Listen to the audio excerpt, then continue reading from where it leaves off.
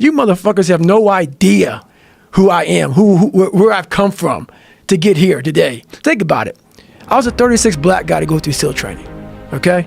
Out of how many people? Out of probably, looking at probably 11, 12, to make it through, probably 13,000 SEALs.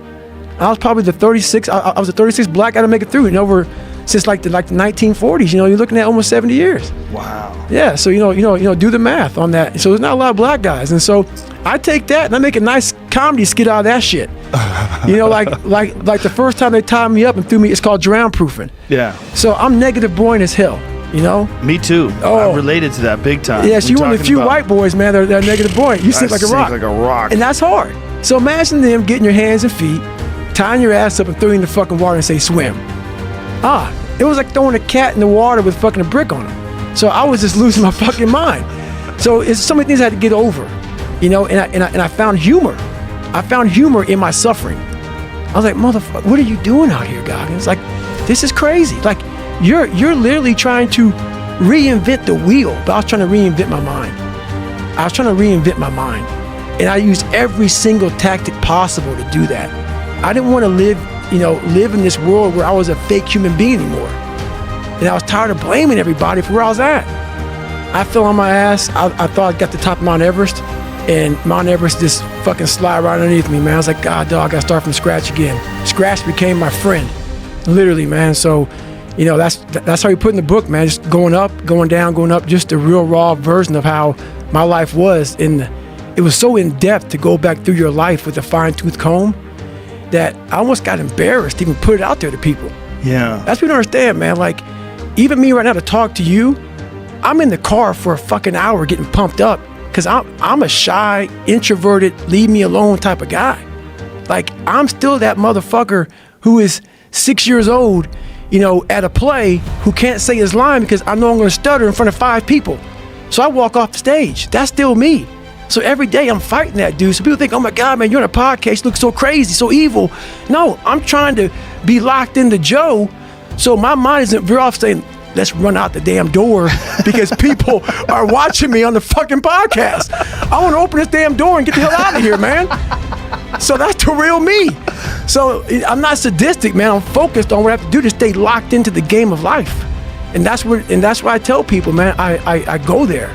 I go there. That's one of the reasons why this book is so good, is because you're so honest about your vulnerabilities and how you overcome them.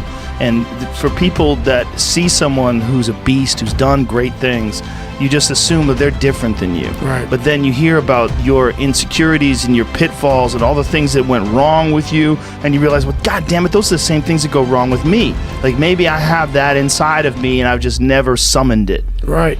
And I'll tell you this, I started really realizing that when I started overcoming myself, I started getting around these real alpha males, these hard men. And I always put people way above me when I was growing up. Like, my God, they had to have a lot more than me to get to where they're at. And a lot of them did.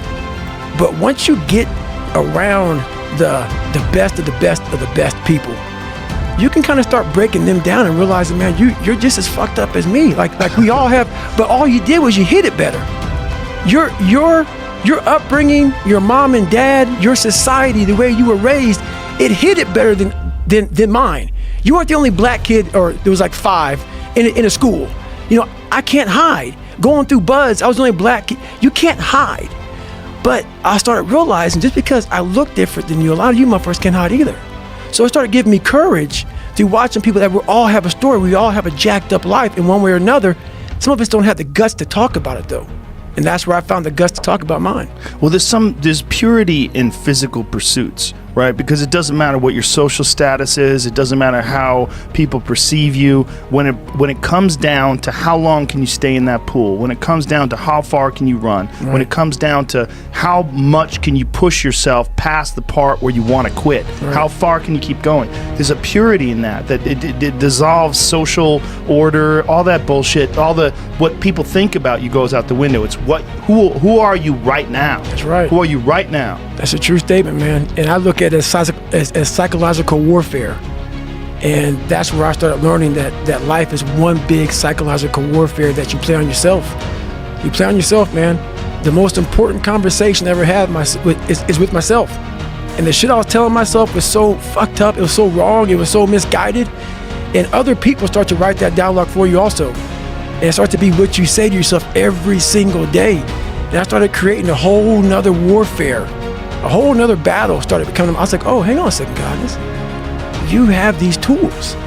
You have these tools. Your life was basically the perfect grounds for training for where you need to go in your life. All the beatings, all the bullying, all the, you going through learning disabilities, all the struggles. It was the absolute perfect training ground for you to go to where you need to go. And that's how I started looking at my life versus woe is me, poopy pants, kick a rock down the street mentality. It was, God just hooked you right the fuck up. He hooked you right up, man, with the perfect place. You were training for the first 18, 19, 20, you were training for this stuff, man. You have the advantage of everybody else versus, my God, they're so above me. They came from a great family. Mom and dad love them. They didn't have to learn, they didn't stutter, they didn't struggle. No, man, your struggle is what made you who you are now. So I started flipping this into a whole different, I started being a master of what I was scared of. I was scared of my mind.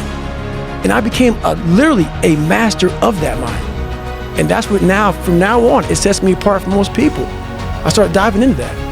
Well, that is a big part of the story is when you go over your childhood and, your abusive father and then having this great guy that was going to become your stepdad and then he gets murdered. It's like right when you're about to get out of it, everything looks good, boom, and then he gets murdered. It's like these things really did sort of set you up to start from scratch again and just go, okay, roger that, we start from scratch. Right. And now you have that attitude. You developed it through all of these horrible personal experiences, all the trials and tribulations, all the evil shit that people try to do to you. That sort of set you up to be able to deal in a way that a lot of people can't.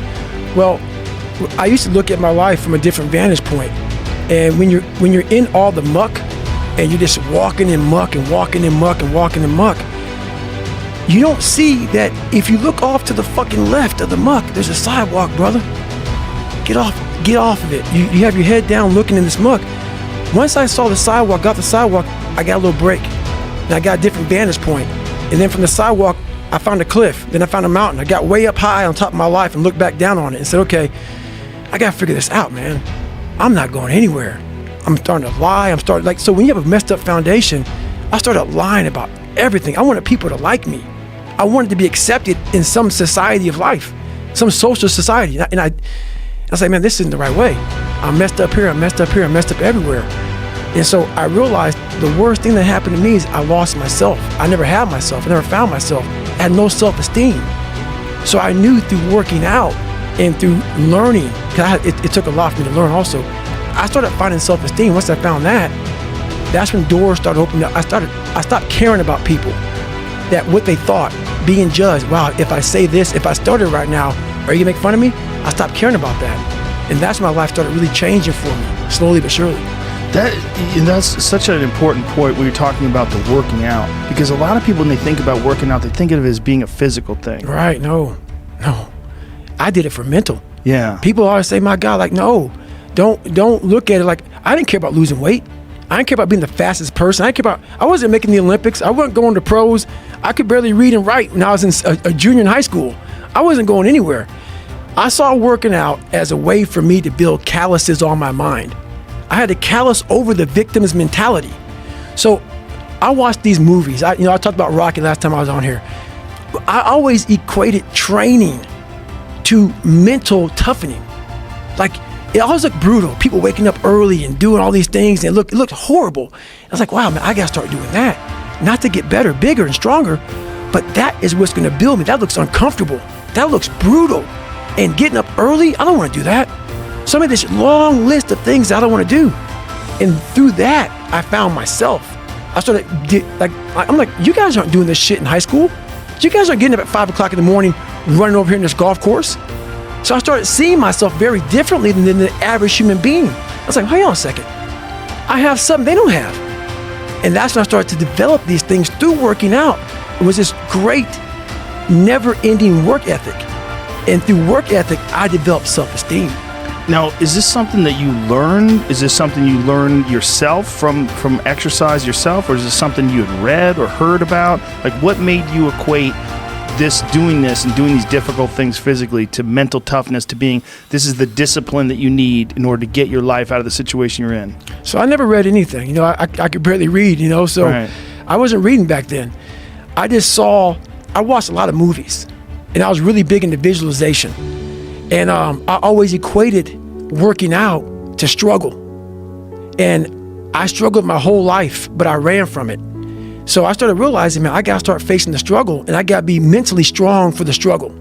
So that's where I started coming up with, I'm training for life. Mentally, I'm training for life. I'm not training for to lift 400 pounds. And I found out on my own pretty much, is that through discipline, through self-discipline, through repetition, through tons of repetition of the same thing that you don't want to do, and that's the key thing. Through repetition of things you don't want to do, you develop mental, like an armor for your mind. You start to armor your mind, because your mind's like, okay, we suffer every day. It's what we do. We do stuff that sucks every day. So then when the suck stuff comes, you're ready for it. And that's how it started coming up. I just started being very uncomfortable. And now it's like just a way of life. It's a crazy thing to figure out, though. It's like that you figured it out, and you didn't just figure it out, you embraced it. Like when you were talking about your senior year of high school, when you're talking about your mirror being your accountability mirror, like you had a radical shift. Mm-hmm. Like you just decided to not be a fucking loser. Right. And to start tightening up and start holding yourself accountable and get ready for things. So I had this my whole life. I mean, I don't know if people believe in God or what. I don't care what you believe in. There's been this unrelenting voice in my head. We all have this voice. It's the right or wrong voice. And a lot of times that voice guides us into comfort. And my voice guided me into comfort a lot.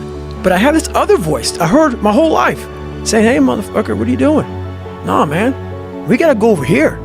We got to go over here to that rock pile over in the fucking corner where nobody's at. That's where victory's at. We're over there in that corner. So this voice was giving me all these answers. I wasn't a real smart kid growing up, but I had this crazy voice in my head saying, over there is where the fucking answers are. And I wouldn't listen to it, because over there was pain. Over there was me looking in the mirror. Over there was me being accountable for all these things I went through my life. Even though people put them on me, it's now mine to own. And I didn't want to go over there by myself, but I had to. And this voice was guiding me there. You motherfuckers have no idea who I am, where I've come from to get here today.